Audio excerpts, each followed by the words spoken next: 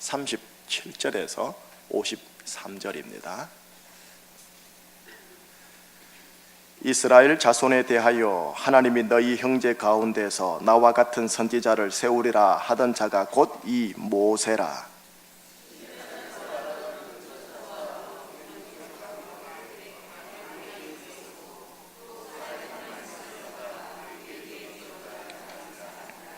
우리 조상들이 모세에게 복종하지 아니하고자 하여 거절하며 그 마음이 도리어 애굽으로 향하여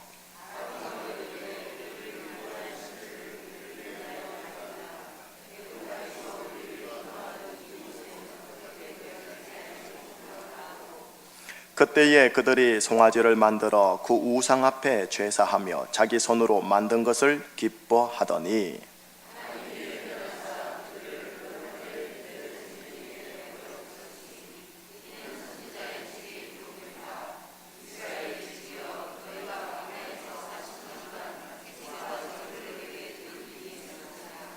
몰록의 장막과 신 레판의 별을 받들었으며 이것은 너희가 절하고자 하여 만든 형상이로다.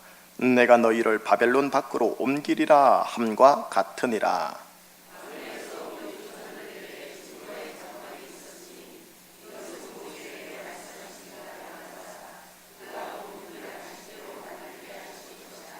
우리 조상들이 그것을 받아 하나님이 그들 앞에서 쫓아내신 이방인의 땅을 점령할 때에 여호수아와 함께 가지고 들어가서 다윗 때까지 이르니라.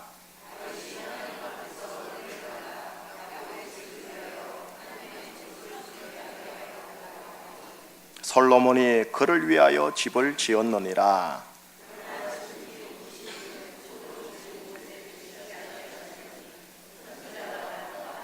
주께서 이르시되 하늘은 나의 보좌요 땅은 나의 발등상이니 너희가 나를 위하여 무슨 집을 짓겠으며 나의 안식할 처소가 어디냐?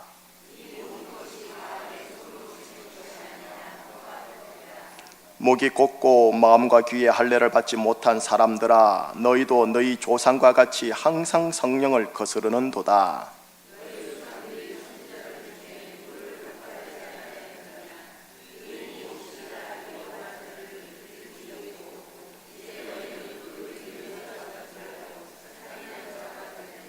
같이요.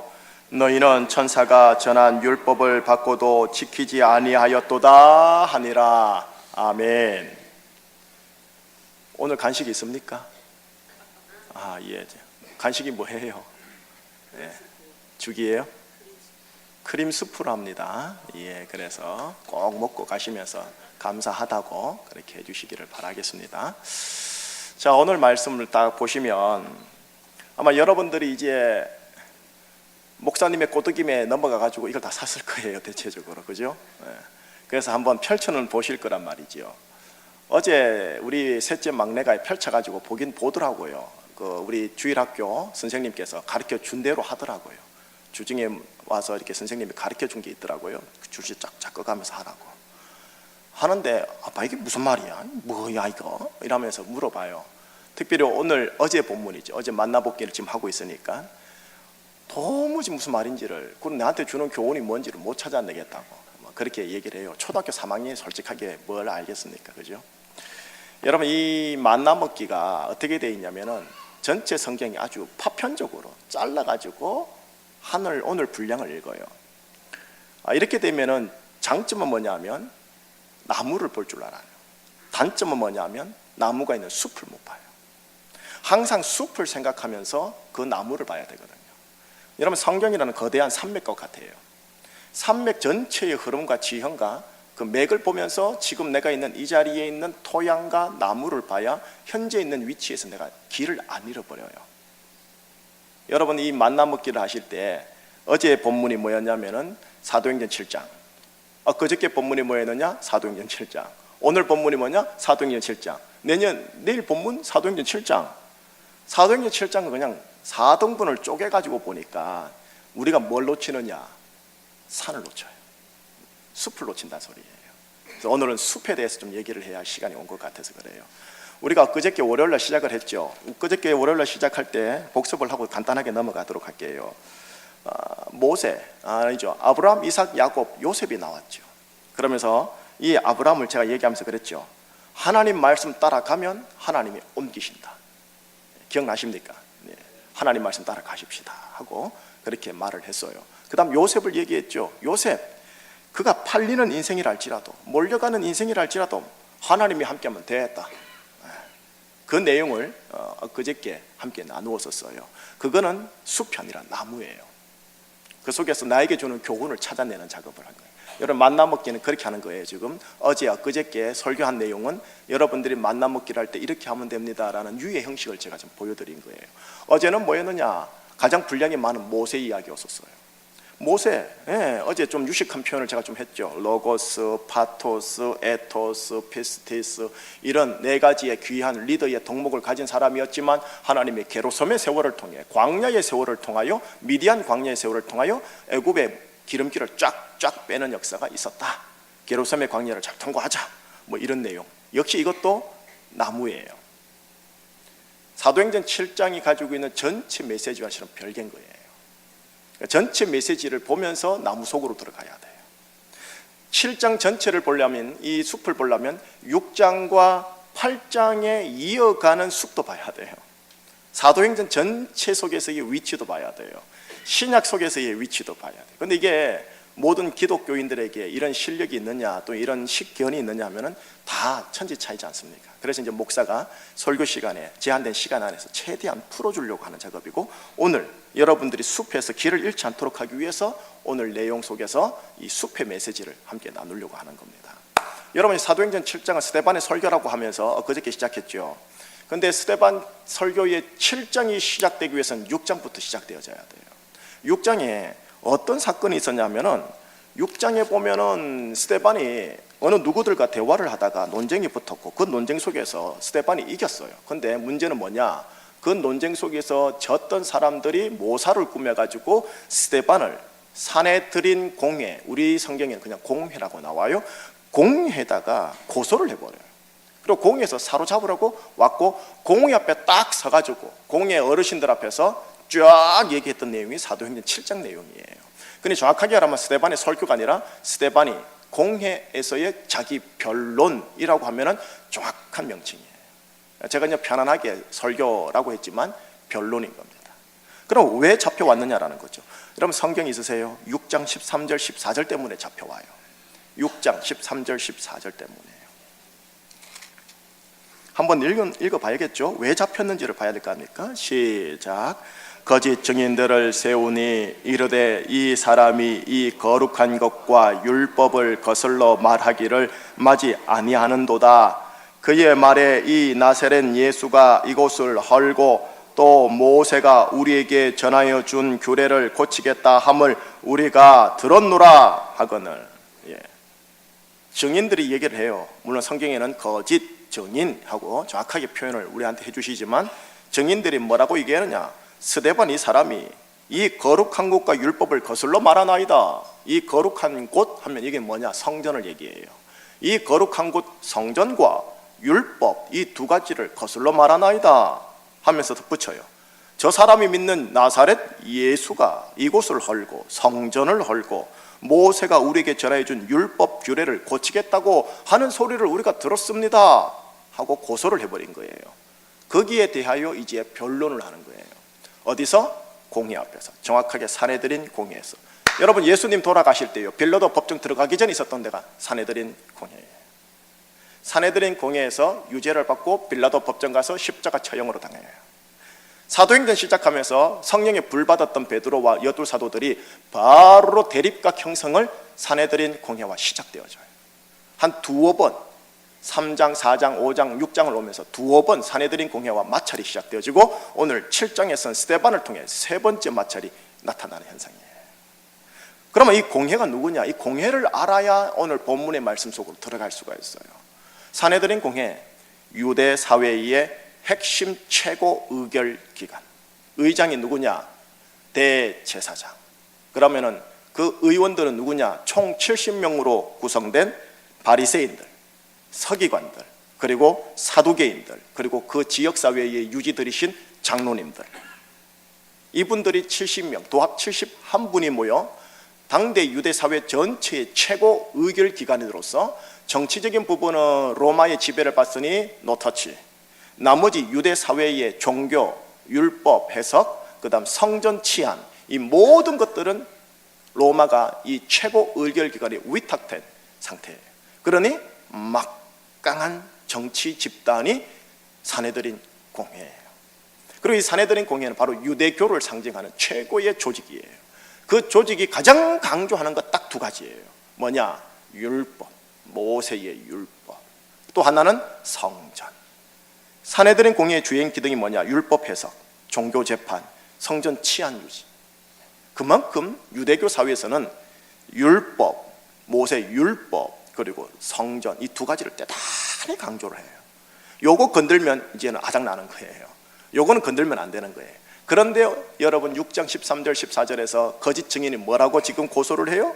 스데반이라는 이 사람이 이 거룩한 곳 성전과 율법을 거슬러 말하나이다 라고 지적을 하니까 어때요? 사내들인 공회니 민감하게 알러지 반응을 일으키며 데리고 와 딱 세우고 공회 앞에서 이제 변론해봐. 너 뭐라고 말한 거야?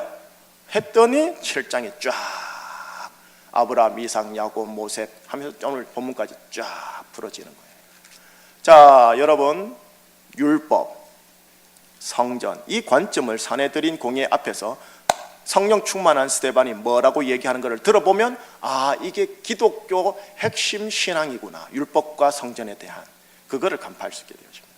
자, 이제 결론을 맺을게요. 결론은 쭉 변론을 하다가 마지막에 가서요 51절, 52절, 53절이 스데반 선생님께서 하고 싶었던 원 의도의 말입니다. 51, 52, 53. 자, 사내들인 공회원이면은 최고의 리더들이거든요. 리더 앞에서 뭐라고 얘기하는가 보십시다. 좀 길지만 같이 읽어요. 시작. 목이 곧고 마음과 기에 할례를 받지 못한 사람들아, 너희도 너희 조상과 같이 항상 성령을 거스르는도다.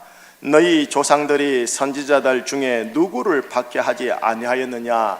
의인이 오시리라 예고한 자들을 그들이 죽였고 이제 너희는 그 의인을 잡아준 자요 살인한 자가 되나니 너희는 천사가 전한 율법을 받고도 지키지 아니하였도다 하고 변론이 끝나요. 상당한 강경한 어조로 대립각, 노골적인 마찰과 대립각을 일으키는 내용을 하고 맞춰요. 우선 사내들인 공회, 유대교에서 핵심 두 가지, 율법과 성전, 성전과 율법이랬죠. 율법과 관련하여 뭐라는 것을 보세요. 53절 보세요. 너희는 천사가 전한 율법을 받고도 지키지 아니하는구나. 지금 사내들인 공회에다 얘기하는 거예요. 그 당대의 최고의 리더들요. 최고의 리더들 앞에서 우리 허기를 딱 수그리고 조신하게 얘기해야 되잖아요. 그런데 고기를 빳빳하게 들고 느낌이 그런 느낌이에요. 정확하게 예언적인 표현으로 지적하는 거예요. 사내들인 공회 너희들이 천사가 전한 율법을 받고도 지키지 아니하는구나. 그러고도 율법의 수호자라고 할 수 있는 거냐? 이게 깔려 있는 거예요. 율법을 그리 강조하면서 어찌하여 너희들이 반율법적 행위를 하느냐? 이게 좀 깔려 있는 거예요. 동시에 한 말씀 부연 설명으로 볼까요? 그 조상들과 같이라고 되어 있었거든요. 너희들이 조상과 같이 항상 성령을 거스르는도다 하고 51절에 되어 있었거든요. 그 조상들이 누구였느냐? 39절을 보세요.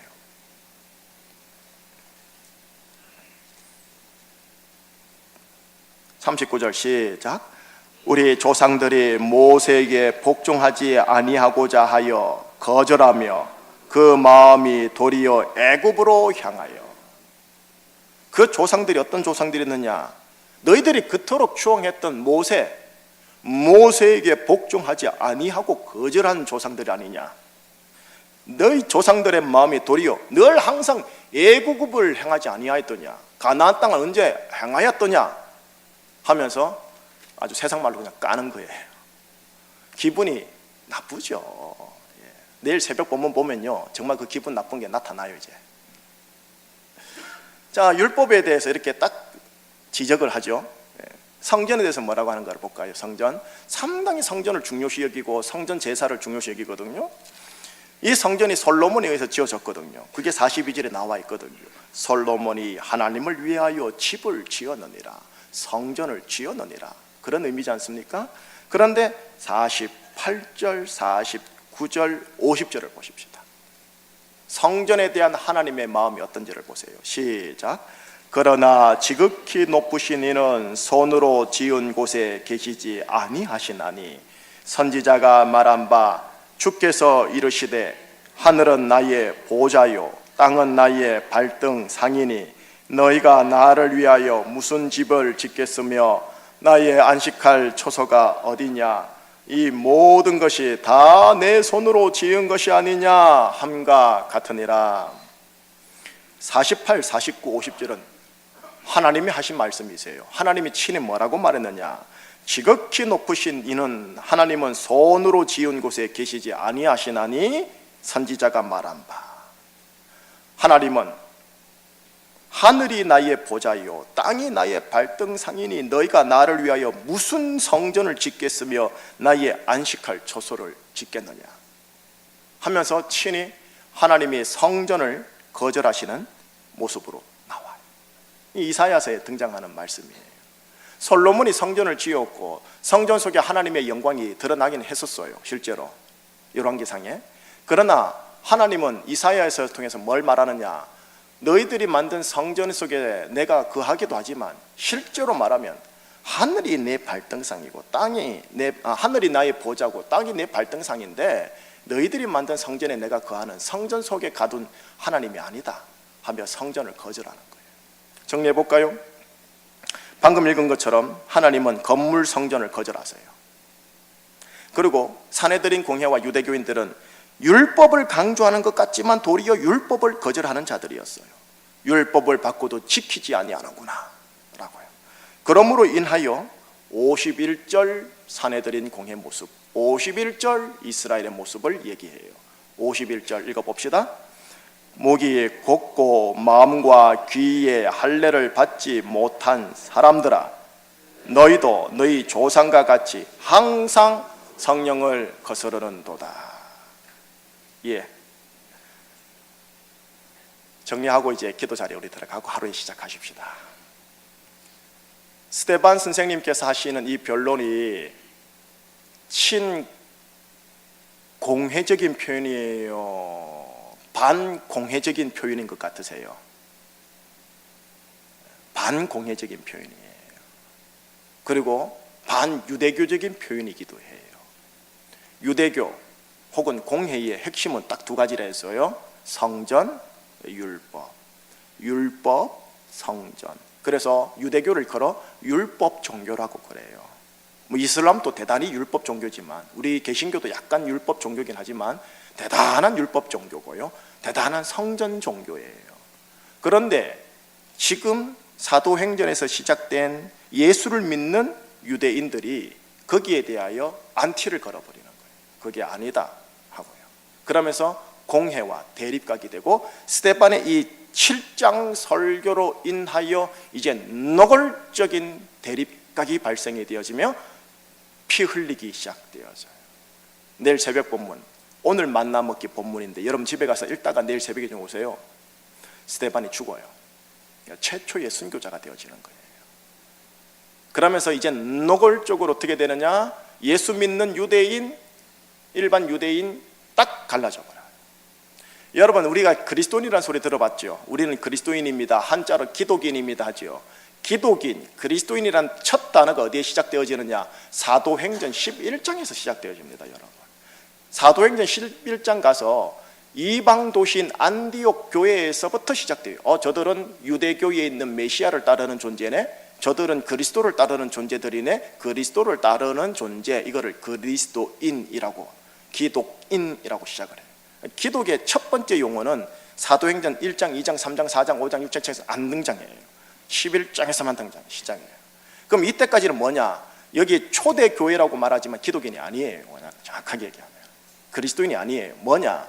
예수님을 믿는 유대인들, 유대교 공동체 속에서 예수를 믿는 유대인, 이걸 오늘날 용어로 메시아닉 주라고 그래요.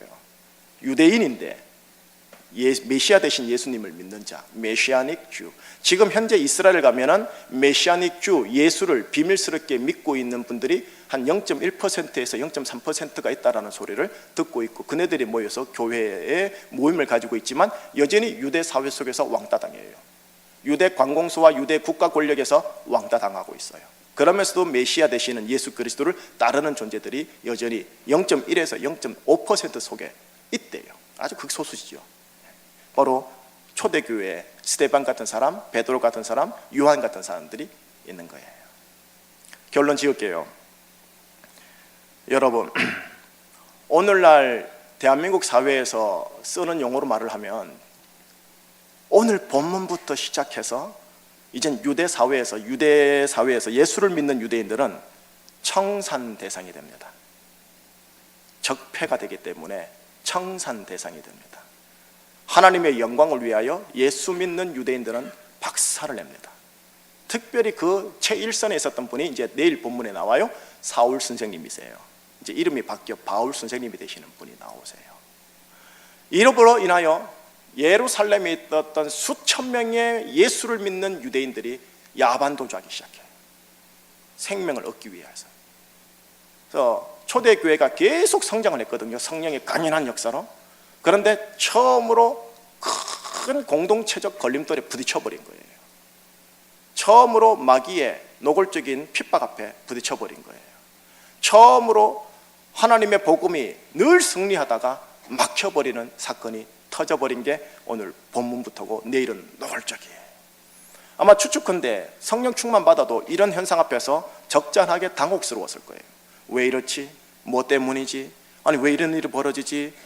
온 유대와 사마리아와 땅끝까지 이르러 나의 증인이 되리라고 말씀을 하셨지, 우리가 핍박과 노골적으로 압박을 받았고 피 흘릴 것이다, 야반도주하게 될 것이다, 그런 경고는 주님이 올라가시면서 말씀 안 하셨는데 아마 고민이 많았을 거라는 말이죠. 하나님이, 예수님이 말씀도 안 해주셔요. 내 속에 계신 성령 충만하신 그 성령님도 말씀을 안 해주세요. 다만 야반도주예요. 다 도망을 가요. 뿔뿔이 흩어. 그러니까 예루살렘에는 사도들만 남아요. 목숨을 걸고 남아요. 나머지 분들은 살기 위해 흩어지고. 이게 언제 우리가 발견할 수 있느냐? 왜 하나님이 이렇게 역사하셨느냐? 여전히 사도행전에서는 내가 그렇게 하기 때문에 이렇게 하였느니라 하고 계시를 안 해줘요. 그런데 말씀 속에서 간파가 되어지는 게 내일 새벽 본문, 내일 모레 새벽 본문, 내일 모레 금요일 본문입니다. 금요일 저녁 기도회까지 오세요. 금요일 저녁 기도회까지 가면 이제 완전히 완성되는 것을 보여드릴게요. 시간이 흘러간 이후에 뒤돌아서서 말씀을 통하여 묵상을 해봤더니 아, 이렇게 하려고 역사했구나 라고 간파가 되어져요. 여러분에게 접목하고 마무리할게요.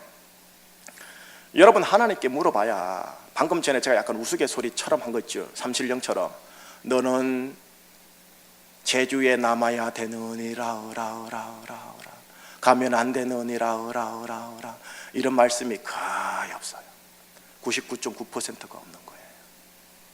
상황 속에서 몰아가셔요. 요셉처럼 애굽에서 팔리게 한다거나 믿음으로 말씀을 붙잡고 따라가게 한다거나, 하여튼 답답한 거예요. 하나님을 믿는다라는 것 자체가. 왜 그런지, 왜 이런지, 왜 막히는지, 왜 안 되는지, 또 왜 이렇게 틀어지는 건지 도무지 감을 못 잡겠어요. 말씀을 받으면 모르겠어요. 기도해도 응답이 없어요.